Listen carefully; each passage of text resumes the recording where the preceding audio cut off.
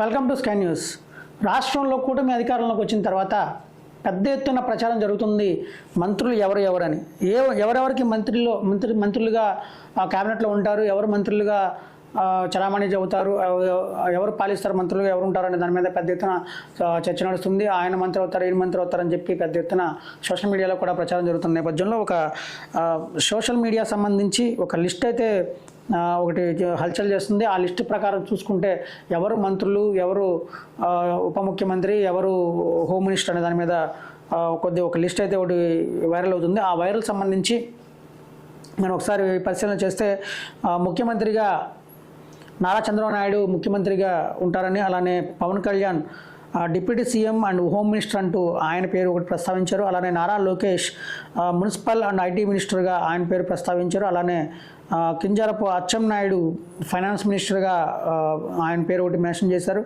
అలానే Nimmakayala Chinarajappa deputy CM and home experience and revenue మినిస్టర్గా ఆయన్ని ప్రపోజల్ పెడతారని, అలానే రఘురామకృష్ణరాజు స్పీకర్గా ఉంటారని, అలానే బోండా ఉమామహేశ్వరరావు విజయవాడ నియోజకవర్గం సంబంధించి అత్యధిక మెజార్టీతో గెలుపొందిన బోండా ఉమామహేశ్వరరావును ఈసారి మంత్రి పదవి వరించనుందంటూ ప్రచారం జరుగుతుంది. ఆయనకు బోండా ఉమామహేశ్వరరావుకు ట్రాన్స్పోర్ట్ అండ్ R&B శాఖ అప్పచెప్తారంటూ ఇందులో పొందుపరిచారు.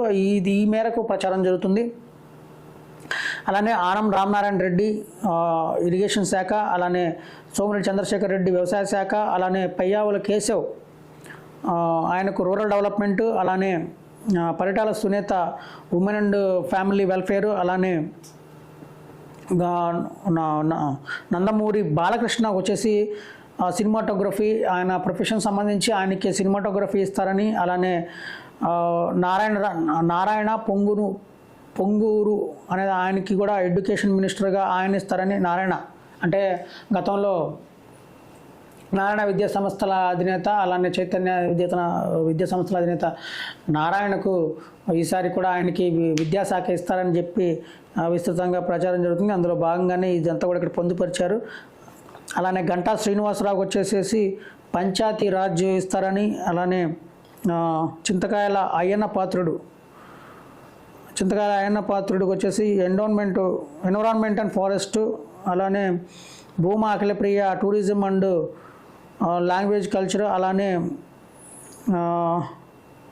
మహమ్మద్ షారూఖ్కు మైనార్టీలు, అలానే నాదెండ్ల మనోహర్కు జనసేన పార్టీ సంబంధించిన నాదెండ్ల మనోహర్కు మినిస్టర్ ఆఫ్ ఇండస్ట్రీస్ ఇస్తారని, అలానే మండలి బుద్ధప్రసాద్కు జనసేన పార్టీ తరపు నుంచి వెటర్నరీ ఇస్తారని, అలానే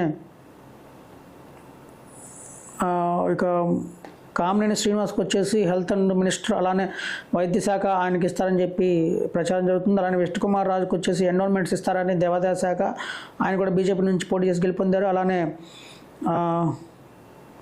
కొనతల రామకృష్ణ వచ్చేసి పవర్ అండ్ ఎనర్జీ, అలానే జ్యోతిల నెహ్రూ కూడా ఎక్సైజ్ డిపార్ట్మెంట్ ఇస్తారంటూ ఒక లిస్ట్ అయితే వైరల్ అవుతుంది. ఇవంతా కూడా వీళ్ళందరూ మినిస్టర్లు అయ్యేవారు. ముఖ్యమంత్రి, అలానే పవన్ కళ్యాణ్ ఉప ముఖ్యమంత్రిగా, అలానే హోమ్ మినిస్టర్గా ఆయన ఉంటారని చెప్పి ప్రచారం జరుగుతుంది. మొత్తంగా అయితే ఈ లిస్ట్ అంతా కూడా అది నిజమా అబద్ధమా మనం ఒకసారి పరిశీలన చేస్తే పార్టీ వర్గాలు అయితే దీన్ని ఏకీభవించట్లేదు. ఇవంతా కూడా ఫేక్ ప్రచారాలు అని చెప్పి చెప్తున్నారు. ఇప్పుడు వరకు కూడా దానికి సంబంధించి ఎలాంటి నిర్ణయాలు తీసుకోలేదని, ఇవన్నీ కూడా తప్పుడు ప్రచారాలు అంటూ చెప్పు వారు కూడా కొట్టిపడేస్తున్న సందర్భం ఉంది. అయితే టోటల్గా మినిస్టర్లుగా కొంతమంది పేర్లు అయితే ఇప్పుడు పరిశీలనలోకి వచ్చాయి, తెర మీదకి వచ్చాయి. ఎవరెవరు మినిస్టర్లుగా ఉంటారు, ఎవరెవరు మంత్రులు అవుతారు, ఏ శాఖలు అప్పచెబుతారు అనే దాని మీద చర్చ అయితే నడుస్తుంది. అందులో భాగంగా ప్రధానంగా విజయవాడ పశ్చిమ నియోజకవర్గం నుంచి గెలుపొందిన సుజనా చౌదరికి మినిస్టర్ పదవి వస్తుందని చెప్పి నియోజకవర్గంలో పెద్ద ఎత్తున చర్చ నడుస్తుంది. అలానే వసంత వెంకటకృష్ణ ప్రసాద్ కూడా మంత్రి పదవి వరిస్తుందంటూ ప్రచారం జరుగుతుంది. అయితే సామాజిక సమీకరణాల నేపథ్యంలో కృష్ణా జిల్లా సంబంధించి కానీ, ఇతర ప్రాంతాలకు సంబంధించి కానీ సామాజిక సమీకరణాల నేపథ్యంలో మరి మంత్రి పదవులు ఎంతమందిని వరిస్తాయి అనే దాని మీద కూడా మనం ఒకసారి పరిశీలన చేయాల్సిన అవసరం ఉంది.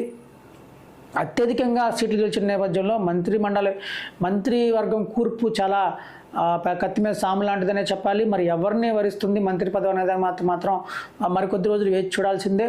మొత్తంగా అయితే ప్రచారం ఏ నియోజకవర్గాల్లో అభ్యర్థి గెలుపొందారో భారీ మెజార్టీతో ఆ మెజార్టీ గెలుపొందిన ఎమ్మెల్యేలందరూ కూడా మంత్రులు అవుతారంటూ ప్రచారం జరుగుతుంది. కాపు సామాజిక వర్గం నుంచి విజయవాడ ఉమ్మడి కృష్ణా జిల్లాలో బోండా ఉమాకు మంత్రి పదవి వస్తుందని ఆయన కూడా కని విని ఎరుగని మెజార్టీతో గెలుపొందారు. గతంలో కంటే ఈసారి పెద్ద ఎత్తున మెజార్టీ ఆయన సాధించారు. 70,000 పైచీలకు ఆయన మెజార్టీ సాధించినట్టుగా మనకు సమాచారం ఉంటుంది. ఇకపోతే ఎమ్మెల్యే వసంత కూడా రికార్డు స్థాయిలో ఎవరు కనివిని ఎరుగని రికార్డు స్థాయిలో వసంత కృష్ణప్రసాద్ గెలిచారు.